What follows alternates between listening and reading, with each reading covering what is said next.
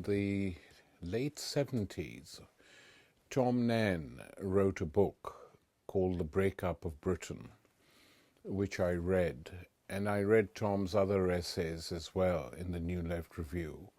And they were very powerful and convincing. And, it's not something I had thought about earlier. I was always interested in Scottish history, actually, even as a young person. But it was not till I think it was 76 or 7, when Tom published that book, that I began to think seriously. And, the more one thought about it, the more one said, well, why not?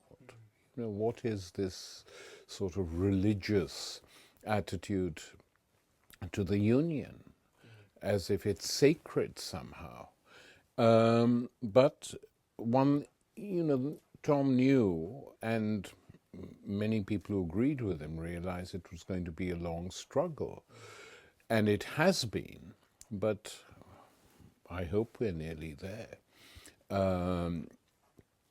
And the arguments for an independent Scotland are strong, were strong, and in his book, he explained why, when the rest of Europe in the 19th century was going crazy about being as nationalism and developing states, the Scots at that time had virtually abandoned the idea.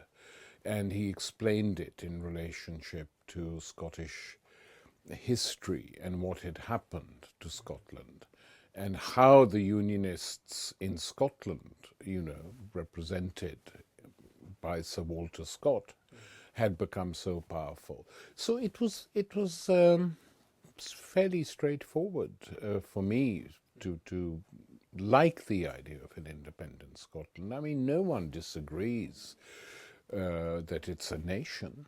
Then why shouldn't it be an independent nation?